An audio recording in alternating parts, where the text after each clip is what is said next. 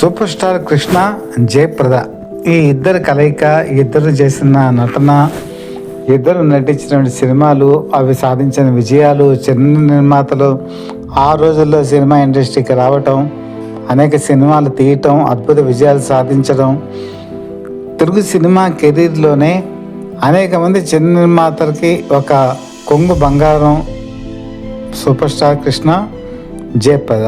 ఇది అందరికీ తెలిసిందే. అసలు మన హిందీ పరిశ్రమలో, తమిళ్ పరిశ్రమలో, కన్నడ పరిశ్రమలో, తెలుగు పరిశ్రమలో కొంతమంది ఐకాన్స్ ఉన్నారు.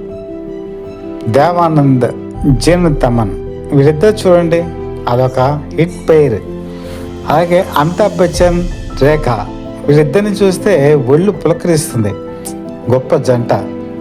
మరి రాజ్ కపూర్, నర్గిస్, వీళ్ళిద్దరిని కనుక చూసుకుంటే అద్భుతం. దిలీప్ కుమార్, సైరా భాను, ఎంత గొప్పగా ఉంటుందండి వాళ్ళిద్దరు జంట. మరి వాళ్ళిద్దరు పెళ్లి కూడా చేసుకున్నారు అనుకోండి, అది వేరే విషయం. మరో పక్కన చూసుకుంటే ధర్మేంద్ర, హేమమాలిని, వాళ్ళు కూడా పెళ్లి చేసుకున్నారు, అది వేరే విషయం.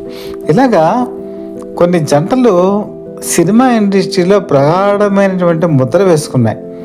వీళ్ళు సినిమా స్క్రీన్ మీద కనుక కనిపిస్తే వాళ్ళని చూసి ఒళ్ళు పులకరించి తనువు ఎంతో పురుకొల్పిన మయూరిలా ఆడేటువంటి సందర్భాలు ఎన్నో ఉంటాయి. అలాంటి కవులోకి వచ్చిన వాళ్ళే సూపర్ స్టార్ కృష్ణ, జయప్రద. ఇది మీరు కాదంటారా? వాస్తవం కాదంటారా? ఎట్టి పరిస్థితుల్లోనూ ఎవరు కూడా కాదనలేనటువంటి సత్యం. ఇది 1982 ఖచ్చితంగానండి, 1982, 81 ఆ ప్రాంతాల్లో ఈ టేప్ రికార్డరు బయట మార్కెట్లో విస్తృతమైనటువంటి ప్రాచుర్యం వచ్చింది. బల్లపరుపుగా ఉండే టేప్ రికార్డర్స్తో పాటు 2-in-1 టేప్ రికార్డర్స్ కూడా బాగా ప్రాచుర్యం. ఈ 2-in-1 టేప్ రికార్డర్స్లో సూపర్ స్టార్ కృష్ణ, జయప్రద ఈ పాటలు ఏవైతే ఉన్నాయో వింటూ రోడ్డు మీద నడుచుకుంటూ వెళ్తూ ఉండటం ఆ రోజుల్లో ఒక హాబీగా ఉండేది. అలాగే మీరు కనుక చూసుకుంటే రేడియో స్టేషన్స్లో ప్రసారమైనటువంటి కృష్ణ పాటలు ఆ రోజు చెవులు రిక్కించి వినేటువంటి అమ్మాయిలు ఉండేవారు, అబ్బాయిలు ఉండేవారు. మరో పక్కన కనుక చూసుకుంటే రైల్వే స్టేషన్స్లో కూడా మీకు ఈ 2-in-1 టేప్ రికార్డర్స్ పెట్టుకొని super star Krishna, Jayaprada super hit songs వినేటువంటి వాళ్ళు కూడా ఉన్నారు. ఇక్కడ ఒక ప్రత్యేకమైనటువంటి కాలమాన పరిస్థితులు చెప్పుకోవాలి. ఒక అభిమాని ఎవరో నాకు కామెంట్స్లో పెట్టారు, కృష్ణ కనుక ఒక 15 సంవత్సరాల ముందు తెలుగు సినిమా ఇండస్ట్రీలోకి వచ్చి ఉంటే ఎన్టీ రామారావు వేసేటువంటి పౌరాణిక సినిమాలు చాలా వేసేవాళ్ళని. అదే నిజం కూడా. కానీ ఆయన యాక్చువల్గా అప్పుడే కాదు, ఎప్పుడూ కూడా వేయచ్చు. మరి ఎందుకనో ఆయన జోనంలోకి వెళ్ళా. మీరు మహాబలుడు సినిమా కనుక చూసుకుంటే ఆయన ప్యాడింగ్ ఉంటుంది. ప్యాడింగ్లో మీకు ఎలా కనిపిస్తారంటే, మహాబలుడు అంటే బ్రహ్మాండమైనటువంటి అవయవ సౌష్ఠవంలో ఆయన కనపడతారు. జనరల్గా కృష్ణ అనేటప్పటికీ స్లిమ్గా ఉంటారు అనుకోండి, కానీ ఈ ప్యాడింగ్ పెట్టడం వల్ల ఆయన ఒక మంచి ధీరోదాతుల్లా కనిపిస్తారు. మీరు అమాయకుడు కాదు అసాధ్యుడు అనేటువంటి సినిమాలో కనుక చూసుకుంటే ఆయన భీముడి కింద కూడా కనిపిస్తారు. భీముడి కింద కూడా చాలా అద్భుతంగా కనిపిస్తారు. ఆయన నిజంగా వేయాలి అనుకుంటే భీముడు వేయగలరు, దుర్యోధనుడు వేయగలరు. మీరు అల్లూరి సీతారామరాజు క్లైమాక్స్లో కొన్ని గెటప్స్ కనుక చూసుకుంటే రాముడి గెటప్ అద్భుతంగా ఉంటుంది, ఆయన కృష్ణుడి గెటప్లో కూడా చాలా బాగుంటారు. కాకపోతే మీకు అల్లూరి సీతారామరాజు గెటప్ అద్భుతం, ఛత్రపతి శివాజీ గెటప్ అద్భుతం. మరి ఆ తర్వాత కనుక చూసుకుంటే మీరు అనేక రకాల గెటప్ వేశారు. చార్లీ చాప్లిన్ గెటప్ వేశారు. ఆయన వేయని గెటప్ అంటూ ఏమీ లేదు. అటు ఏ గెటప్ వేసినా కూడా ఆ గెటప్కి ఆయన సూట్ అవుతారు.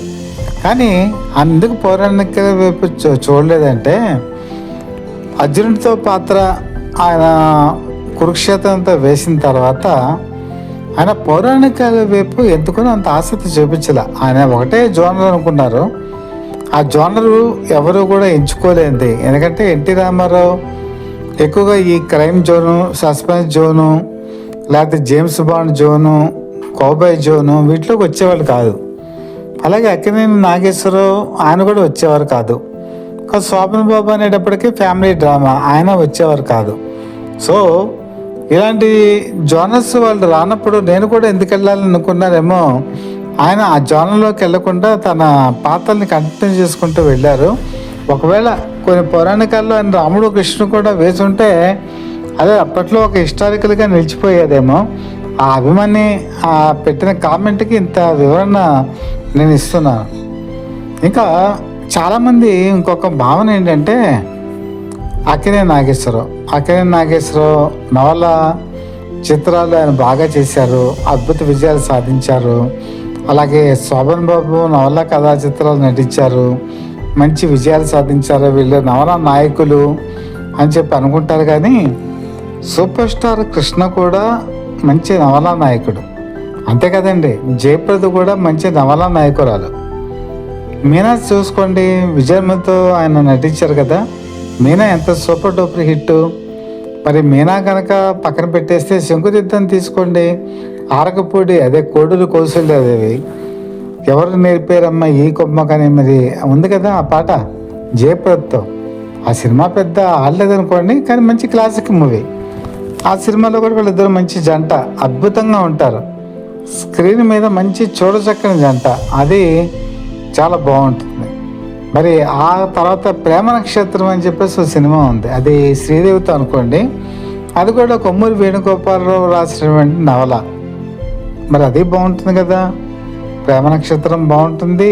తర్వాత మీరు కనుక చూసుకుంటే డాక్టర్ సినీ యాక్టర్, ఇది కూడా కొమ్మూరి వేణుగోపాలరావే. ఈ సినిమా కూడా చాలా బాగుంటుంది. అలాగే సూర్యచంద్ర అని చెప్పేసి ఒక సినిమా ఉంది. సూర్యచంద్ర కూడా నవల ఆధారంగా తీసినటువంటి సినిమానే. అందులో కూడా జయప్రద కూడా ఉన్నారనుకోండి, విజయమ్మల డైరెక్షను. అంటే జలగా కృష్ణ నవలలు బేస్గా తీసుకున్నప్పుడు ఒక పల్లెటూరి ఇదిలో నటించారు. అలాగే ఆయన కనుక చూసుకుంటే ఒక సామాన్య యువకుడి కింద నటించారు. మరో పక్కన చూసుకుంటే ఒక సినిమా యాక్టర్గా నటించారు. మరో పక్కన చూసుకుంటే ఒక డాక్టర్గా నటించారు. ఇలా రకరకాల పాత్రలు నవల బేస్ మీద నటించి కూడా ఆయన అందరినీ మెప్పించడం జరిగింది. ఇది బహుశా అభిమానుల్లో ఎంతమంది గుర్తించారో లేదో నాకు తెలియదు, కానీ ఒక విధంగా చెప్పాలంటే అక్కినేని నాగేశ్వరరావు తర్వాత అంత సక్సెస్ రేట్ కలిగి ఉన్నటువంటి ఏకైక కథానాయకుడు సూపర్ స్టార్ కృష్ణ. ఇంకా జయప్రద కూడా చాలా నవల కథా చిత్రాల్లో ఆవిడ హీరోయిన్గా నటించారు. కృష్ణతో పాటు నేను చెప్పాను కదా, ఇప్పుడు నేను చెప్పినటువంటి శంకుతీర్థం ఈ సినిమాలో నటించారు. శంకుతీర్థంతో కాకుండా కూడా మీకు సూర్యచంద్రలో మరి ఆవిడ కృష్ణతో పాటు నటించారు. ఓ పక్కనేమో శోభన్ బాబుతో రాధాకృష్ణ అనేటువంటి సినిమాలో నటించారు. మరో పక్కన కృష్ణరాజుతో మధుర స్వప్నం అనేటువంటి సినిమాలో నటించారు. మరో పక్కన కనుక చూసుకుంటే ఆవిడ చండీ ప్రియ అని చెప్పేసి సోహన్ బాబు సినిమాలో నటించారు. అలాగే సోహన్ బాబుతో సంపూర్ణ ప్రేమాయణం అని ఎండమూరి వీరేంద్రనాథ్ నవల అందులో నటించారు. ఆవిడ కూడా బహుశా వాణిశ్రీ తర్వాత ఎక్కువగా నవల కథా చిత్రాలలో ఆవిడ హీరోయిన్గా నటించడం జరిగింది. అంటే కొన్ని స్పెసిఫికేషన్స్ ఉండేవండి. ఇప్పుడు నవల అనేటప్పటికీ హీరో ఇలాగ ఉండాలి, ఆ ఊహ ఇలా ఉండాలి, అతను స్టైల్ ఇలాగ ఉండాలి, అతని హెయిర్ స్టైల్ ఇలాగ ఉండాలని ఊహించుకునేవాళ్ళు. అది అక్కినేని నాగేశ్వరరావుకి బాగా సూట్ అయ్యేది. కొన్ని దాంట్లో వాణిశ్రీ, ప్రేమనగర్ ఇలాంటి సినిమాలో వాణిశ్రీ కుప్పు ఇవన్నీ చూసి చాలామంది వాణిశ్రీని ఊహించుకునేవాళ్ళు. కానీ ఎప్పుడైతే వాణిశ్రీ సినిమా రంగం నుంచి బయటికి వెళ్ళిపోయారో 1978, ఇంకా ఆ తర్వాత జయప్రద ఆ స్థానాన్ని ఆక్రమించారు. పొడుగాటి జుట్టు, మంచి కళ్ళు, అలాగే తెలుగు తనాన్ని ఒడిసిపెట్టినటువంటి అందం. బహుశా రాజమండ్రిలో ఉన్నారేమో, తూర్పుగోదావరి జిల్లాలో యాస, మాట, ఆ అందం, ఇవన్నీ కూడా ఆ రోజుల్లో ప్రతి ఒక్కరిని కూడా అట్రాక్ట్ చేయడం జరిగింది. ఆ విధంగా నవలా చిత్రాలు కానీ, లేకపోతే సాంఘిక చిత్రాలు కానీ, హాస్య చిత్రాలు కానీ ఏవైనా సరే సూపర్ స్టార్ కృష్ణ, జయప్రద ఈ ఇద్దరు కూడా ఒక సంచలనం సాధించారు. ఆ సంచలనాలు మీకు అందరికీ తెలిసిందే. ఎన్నో రికార్డులు, అవార్డులు, అలాగే ప్రేక్షకుల అభిమానాలు సంపాదించినటువంటి వీళ్ళ జంట ఎన్నో సంచలనాలు సాధించడం జరిగింది. ఈ సంచలనాలు ఇంకెన్ని ఉన్నాయో వచ్చే ఎపిసోడ్స్లో మీకు తెలియజేస్తాను. అంతవరకు కూడా మీకు మా ఛానల్ నచ్చినట్టయితే లైక్ చేయండి, బెల్ ఐకాన్ ప్రెస్ చేసి సబ్స్క్రైబ్ చేసుకోండి. మీ బ్లెస్సింగ్స్ మాకు అందజేయాల్సిందిగా మనస్ఫూర్తిగా కోరుకుంటూ, మీ మిత్రుడు శ్రేయభిలాషి, అలాగే సత్యవర్ధ people live TV chief editor DVSS Krishnaprasad.